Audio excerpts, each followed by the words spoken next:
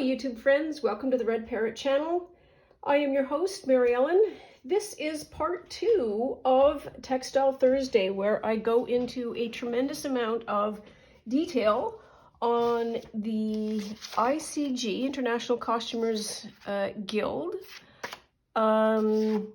single pattern competition submission for my Modern Outlander competition, which was for CostumeCon 38, and it was pattern McCall's M7736.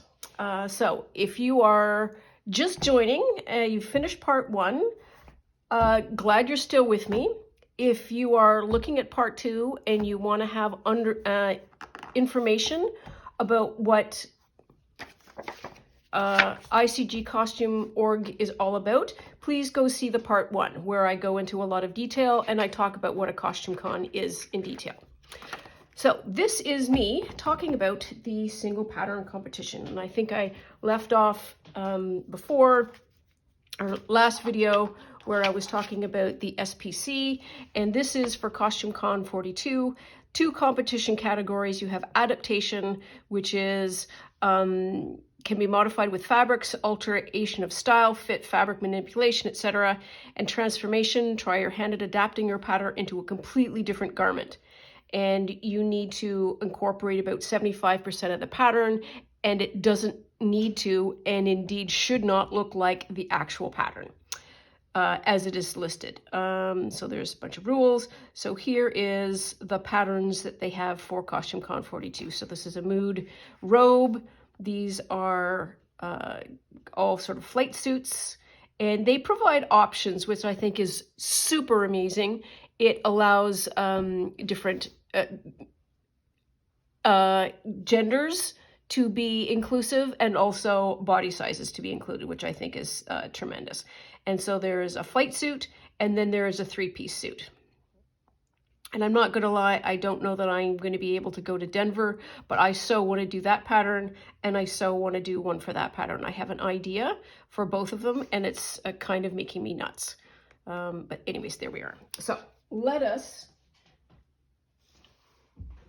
get to McCall's Costumers M7736. This is the pattern that was provided. So there were 2-3 others. This is the one I chose, and I chose this purely because of this tartan.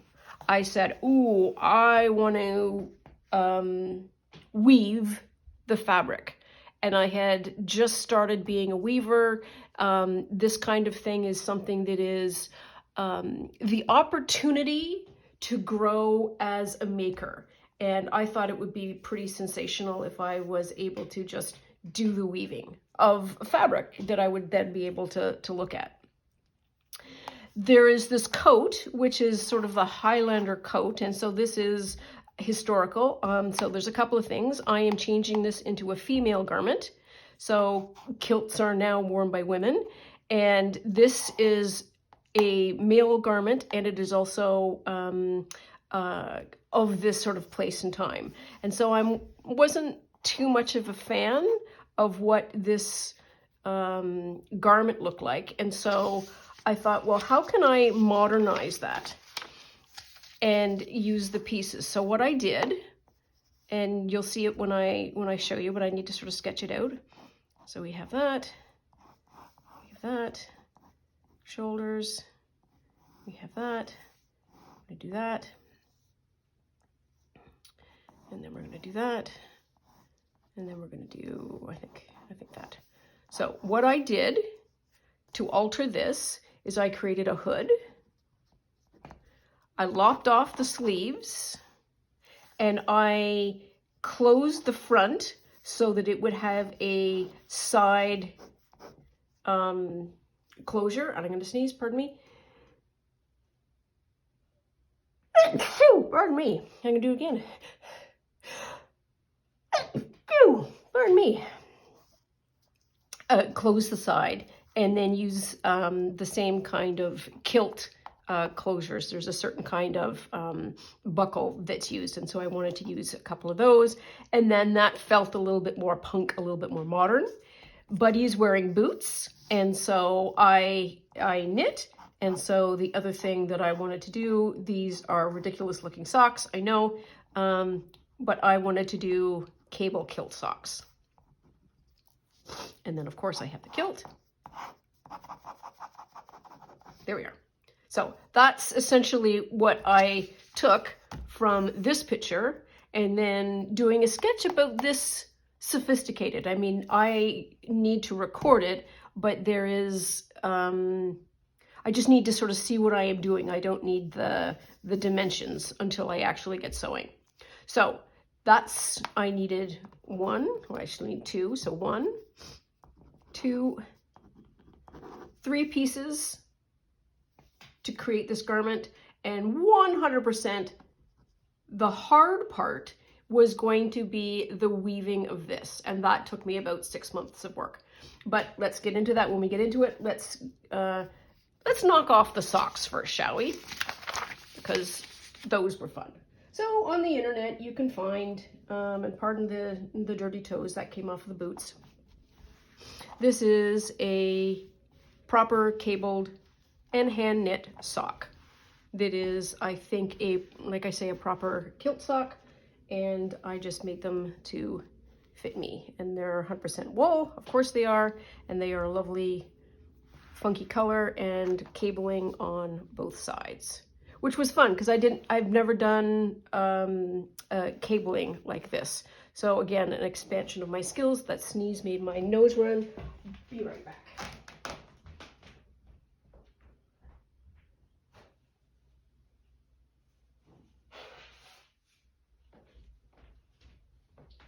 Okay, so that's the socks. Again, handmade. And you can see sort of a growth as me as a maker in doing something that I hadn't normally done. So let's get to the vest, because the vest is going to be next. So the vest is all lined, of course it is, because I legit want to wear it. And that was the whole point of the design of this, that it's like, could you wear this out in public and just fit in and just look like you are part of the modern group. So let's just flip this around here.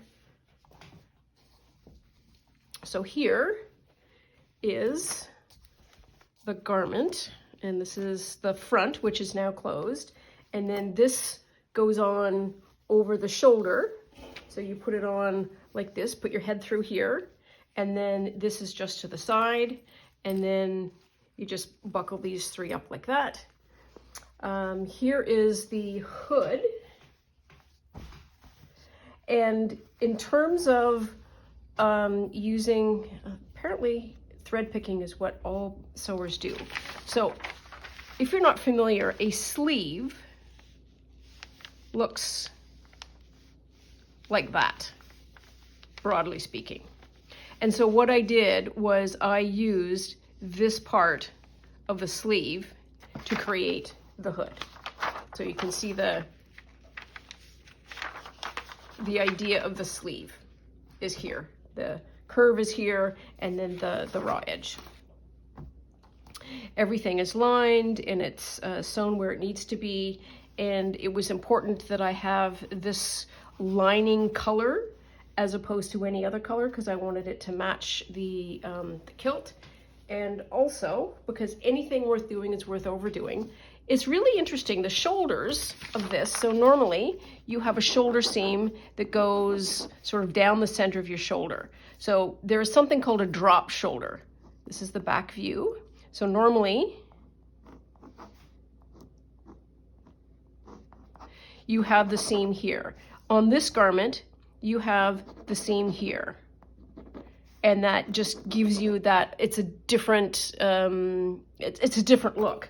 And so to highlight that, I created some piping that is the same material as the waistband of the kilt. And that again sort of ties in the whole garment. and it's probably easier for you to understand, to sort of get the gist of the whole outfit if you look at that short that I've posted on my channel that is about 8 seconds long, just me doing a twirl and a swoosh. Now let's talk about the kilt. So, voici le kilt. Oh, I love this kilt so much. I love this fabric. So, this is legit. This is a legit kilt. It is not pretend pleats. It is pleats. These pleats are deep. That's what made it so long and so hard to do. And in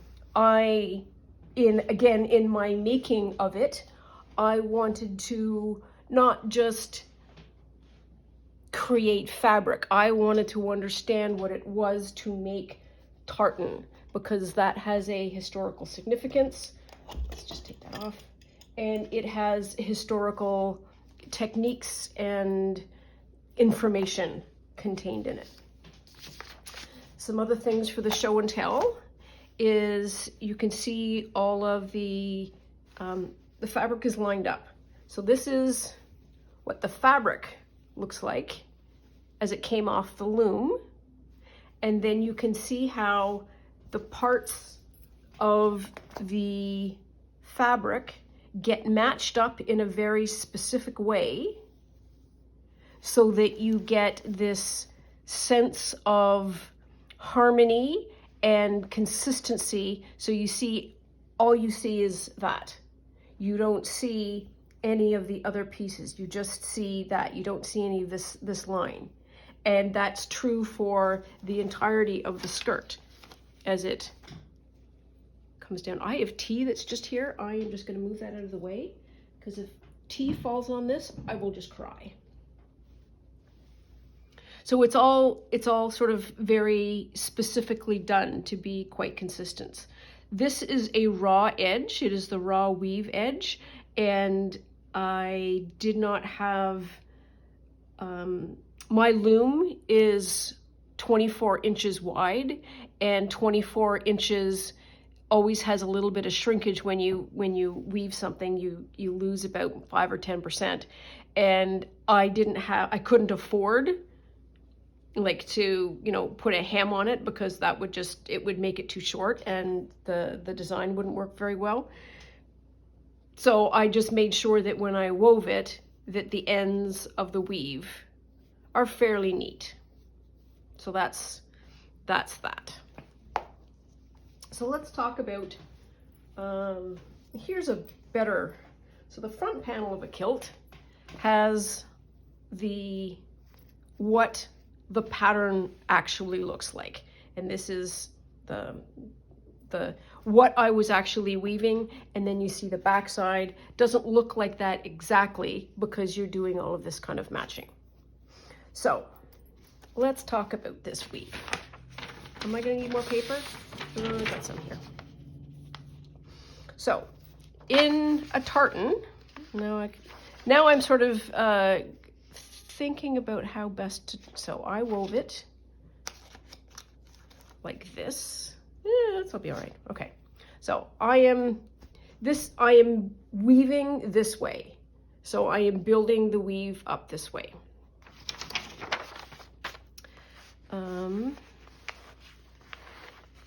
So a tartan is a pattern, and it is a repeating pattern. So you can see, so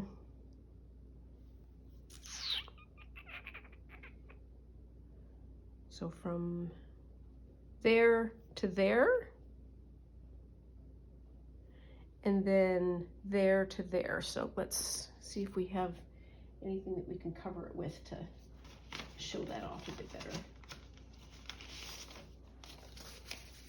So it's got from here, pull that up a bit so you can see. So it's from here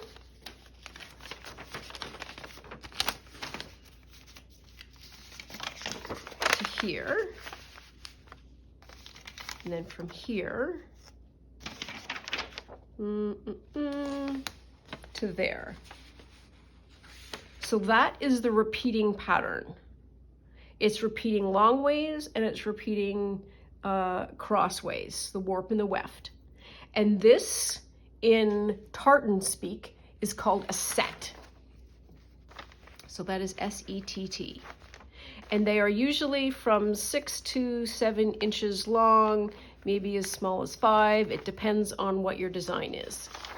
And a set is exactly that. It is a design.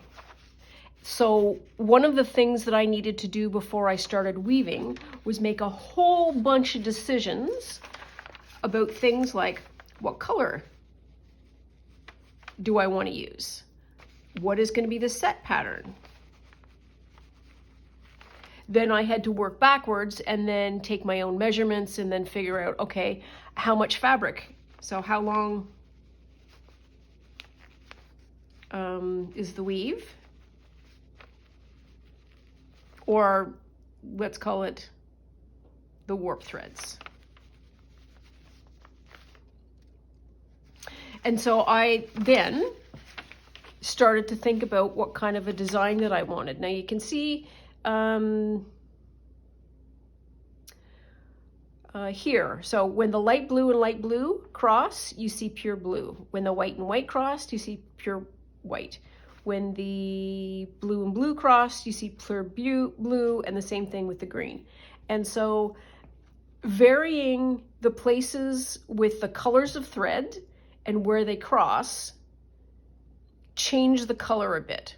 So I have, so what colors and then how many?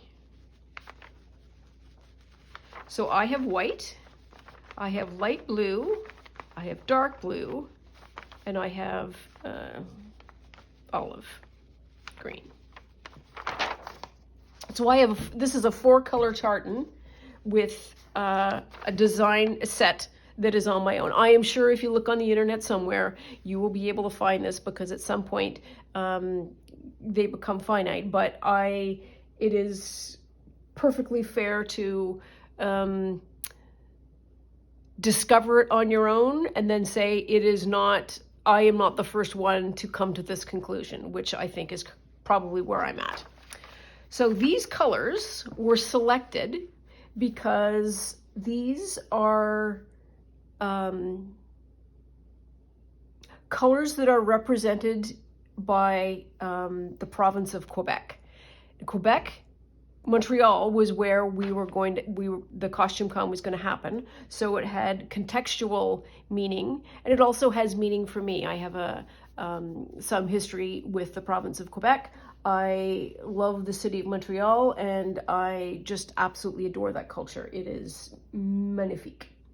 And it is also a very textile savvy city and province. The French have such a beautiful way of being able to dress. It is effortless, and it is, they have an eye for color, an eye for style. It is just different than Toronto. Anyways, I wax on. The reason why I selected these colors is because they are represented by the province flag and, official coats, and it just felt very Montreal to me. And then I then spent some time going, okay, I'm going to have, 2 of these, 2 of those, 1 of those, a couple of those. And then I basically said, okay, that's what the set design is going to be. Then I need to warp based on what these colors are, and then weave based on what these colors are. So I had to spend a lot of time paying attention. I also was a bit restricted by, was there a color that I dropped? I might have wanted 5 colors, or maybe I wanted different. I think what I wanted was a different material, which would have been way better, but I think they didn't have the right light blue. So I chose this. And this material, it's baby alpaca. Baby alpaca. For anyone who is a fiber person, you know the issues you already know, you've already groaned and said, oh no, not baby alpaca to weave. Oh yes. So in the fiber world, you take fleece and then you spin it. And you can have a very tight spin or you can have a loose spin. And depending on the kind of fiber you're spinning, you might have something called a halo.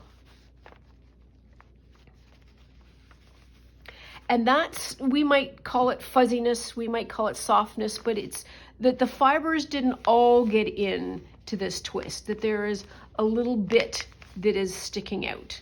If you think about, you take your hair and you twist it and then you sort of pull it out like this, you see the odd flick out. That's called, there's a technical term and it's called a halo.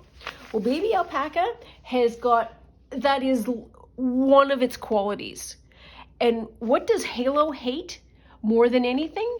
It hates friction. What is weaving? Weaving is 100% friction activity.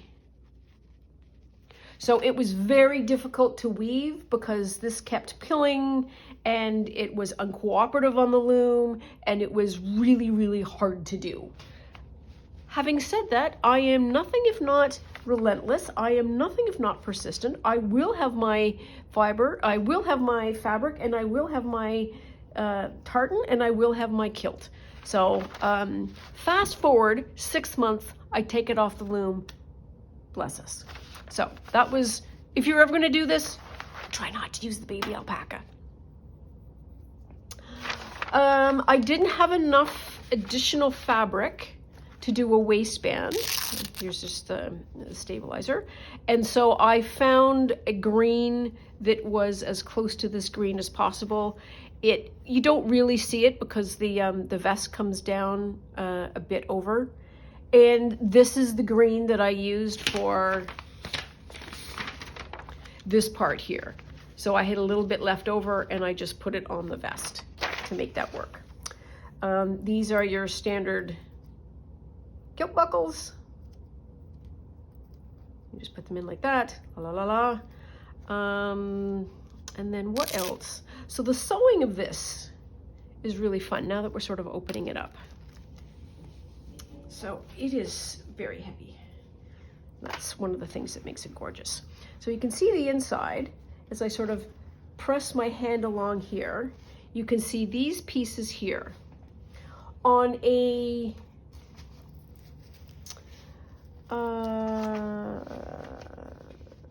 I don't know what adjective to use, standard, market, normal kilt, this piece of fabric is often cut off. And the reason why I didn't cut it off is because it took me a tremendous amount of time to make this amount of fabric, and there was no way in the creation, in the entire cosmos, that I was going to take a pair of scissors and get rid of this just to cut down the bulk. And that's really what that's for. In the historical times, they didn't go through this kind of stabilization pleating, I don't think. And so they never would have taken that off anyways, because what they would do is they would use this bolt of fabric was given to the soldiers, and what ended up happening is that they turned the fabric 3 times. So you have this as the inside, then you would flip it over and you would have this as the inside, then you would have this is the inside, and then you would flip it again. And there's an expression,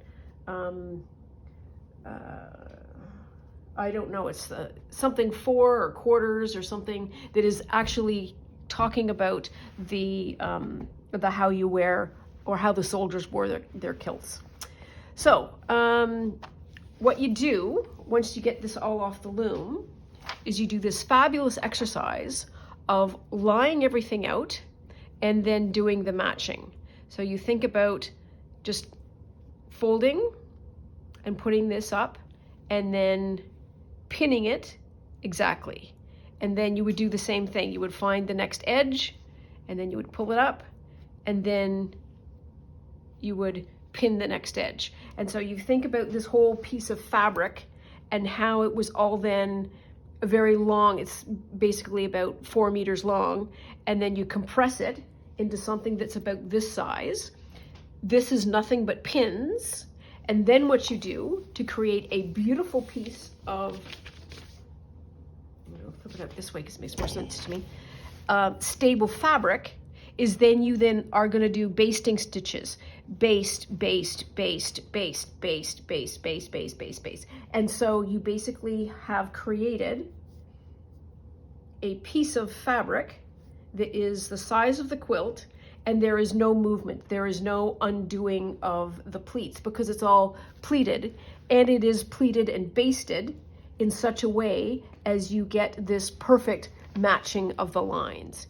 And it's only then that you then start doing very, very careful top stitching down the edge of each of the pleats. So I can go up to here, and then you can see that there's sewing, and that's because the sewing stopped here, but I have sewn here, and then I have sewn here, and then I have sewn here, and then I have sewn here.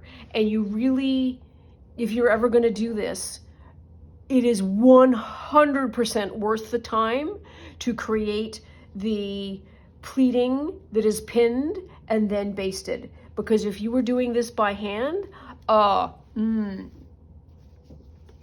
nightmare, B, way too much fabric to control, and C, you want to have something stable that has all of these as matched. I mean, you look at this and you say, oh, well, you know, it's not perfect.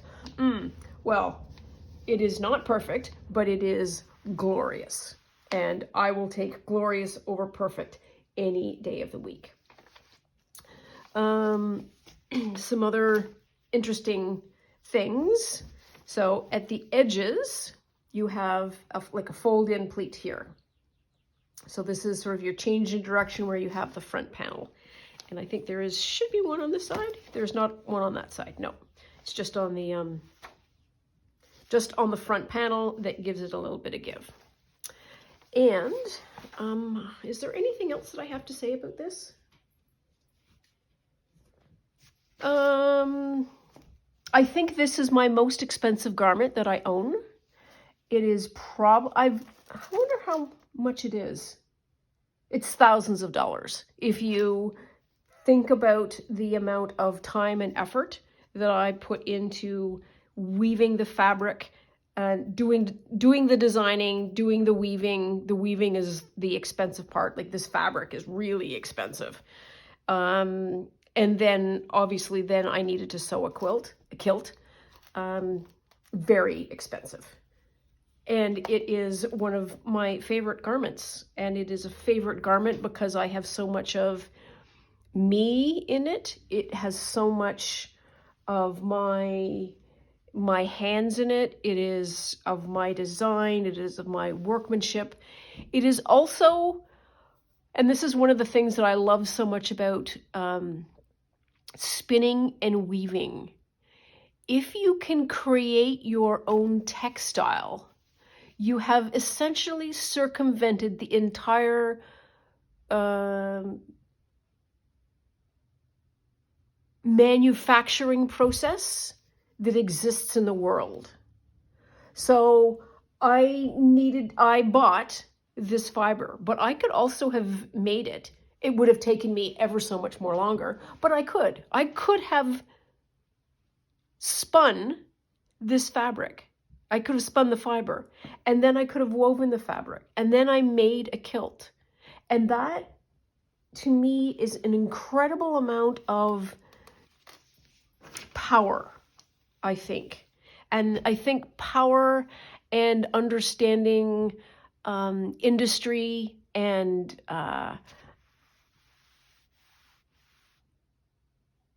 what we are forced to do because some industry somewhere has decided, and that's our choice. When we can choose differently if we don't like what they have provided, I think that is a tremendous amount of consumer fiber.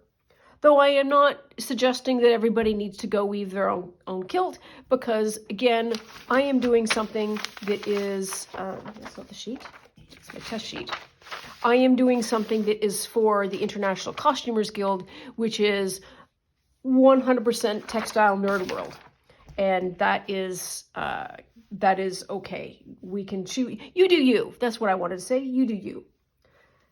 I don't think there's anything else that I need to say. I